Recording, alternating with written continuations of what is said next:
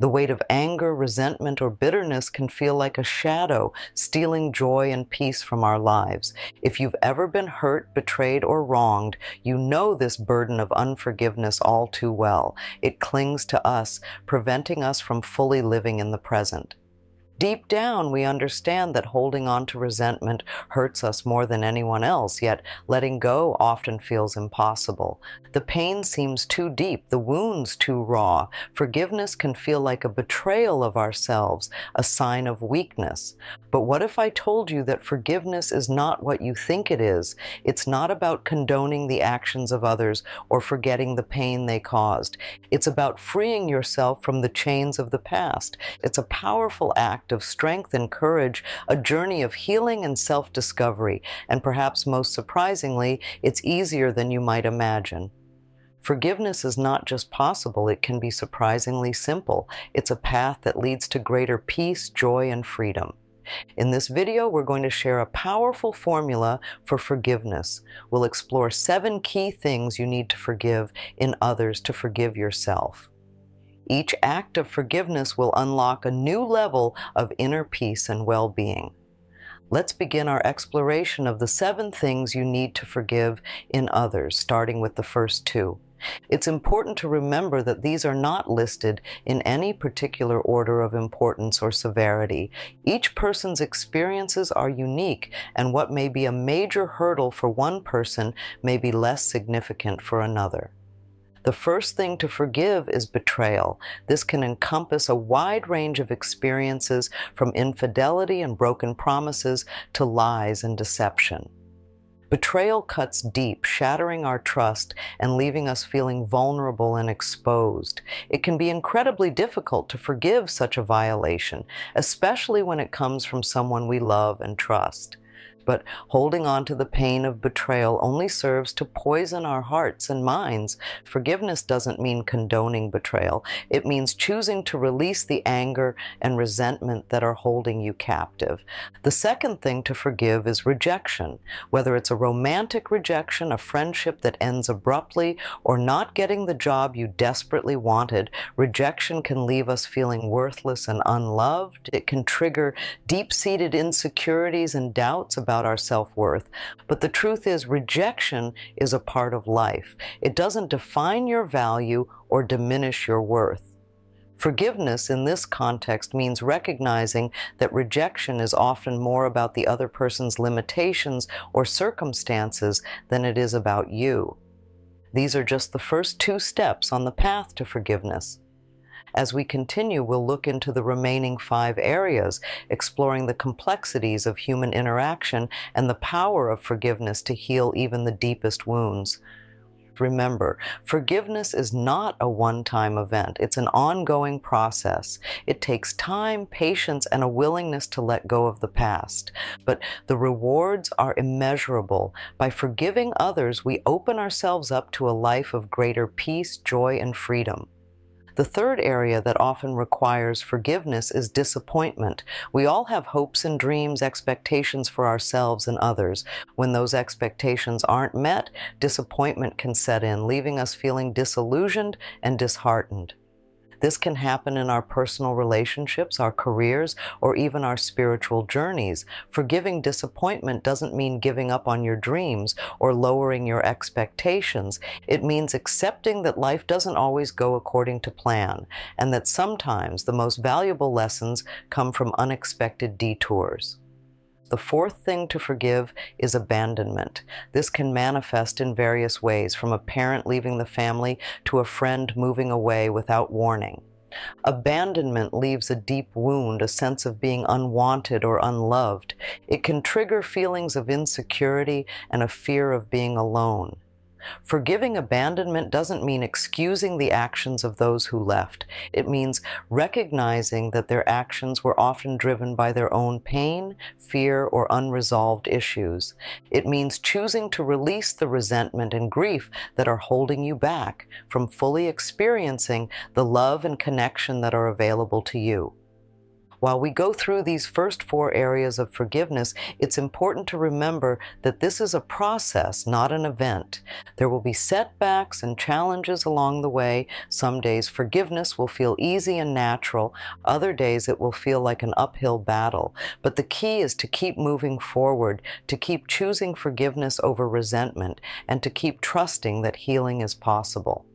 Remember, forgiveness is not about forgetting or condoning the actions of others. It's about choosing to release the negative emotions that are holding you back from living a full and happy life. It's about reclaiming your power, your peace, and your joy.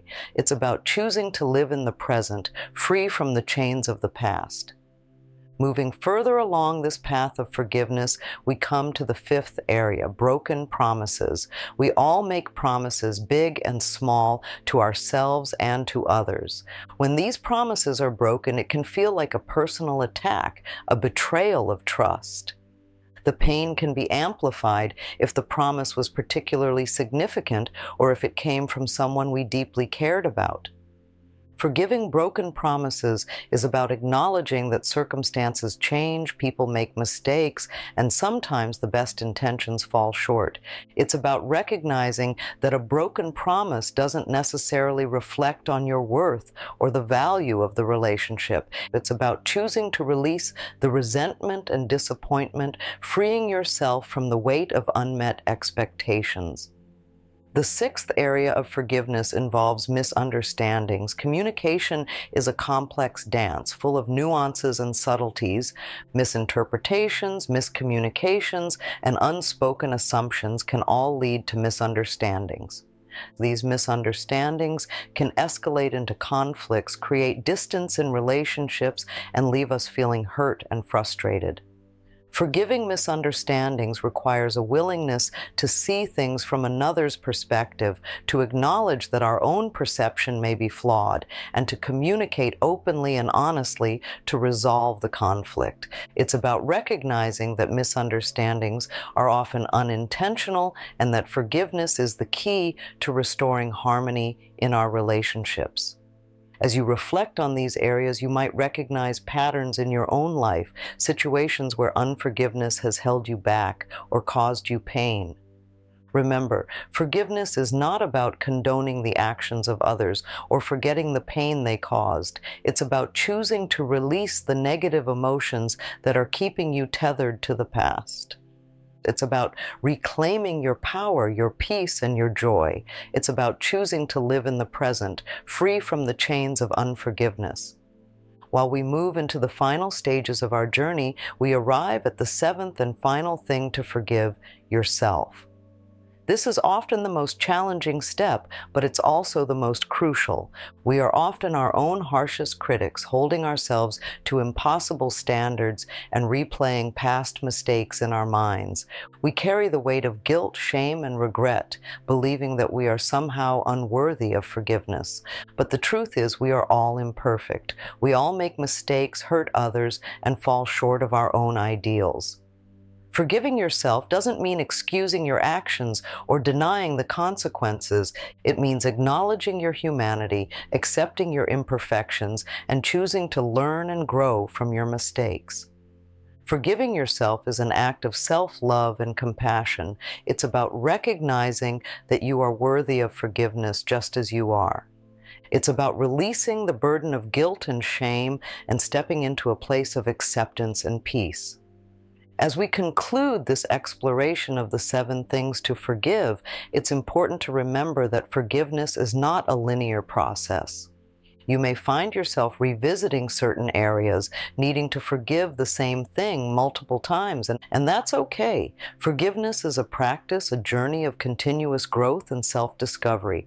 It's also important to remember that forgiveness doesn't mean forgetting. It doesn't mean pretending that the hurt never happened or that the pain doesn't exist.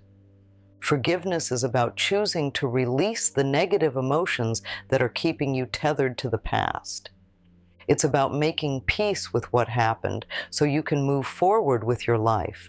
It's about recognizing that you are not defined by your mistakes, your failures, or the hurts you've endured. You are a unique and valuable individual worthy of love, joy, and forgiveness. So take a deep breath, let go of the past, and accept the freedom that comes with forgiveness. The path to forgiveness doesn't end with forgiving others. In fact, it's just the beginning. The journey inward towards self-forgiveness is equally crucial, if not more so. This is where true liberation and healing begin. The seventh and final step on this journey is forgiving yourself. We are often our harshest critics, holding on to past mistakes and regrets with an iron grip. We may berate ourselves for choices we made, words we spoke, or opportunities we missed. This self-blame can manifest as a persistent, nagging voice in our heads, chipping away at our self-esteem and confidence. But it's important to remember that we are all human. We are not perfect beings, and we are bound to make mistakes along the way. Forgiving yourself doesn't mean condoning your past actions or ignoring the consequences. It means recognizing that you are worthy of compassion and understanding, just like anyone else. Self-forgiveness is an act of radical self-love. It's about acknowledging your inherent worthiness, regardless of your past mistakes or shortcomings. It's about releasing the burden of guilt and shame and accepting yourself with all your imperfections. Starting on the journey of self-forgiveness requires self-compassion. This means treating yourself with the same kindness, care, and understanding that you would offer to a dear friend.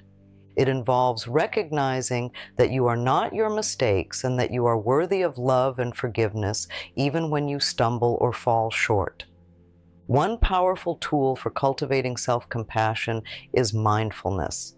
This practice involves paying attention to your thoughts and feelings without judgment. When you notice negative self-talk or feelings of guilt and shame, acknowledge them with kindness and curiosity rather than criticism. And instead of saying, "I'm so stupid for making that mistake," try saying, "I made a mistake and that's okay. I'm learning and growing from this experience." Another important aspect of self-forgiveness is taking responsibility for your actions. This doesn't mean blaming yourself or dwelling on your mistakes. It means acknowledging your role in the situation, learning from your experiences, and making amends where possible. Taking responsibility is an empowering act as it allows you to take control of your life and make positive changes.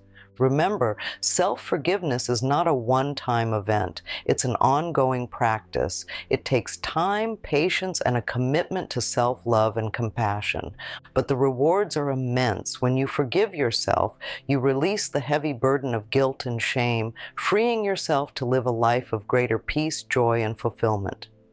You open yourself up to new possibilities, new relationships, and a deeper connection with your true self.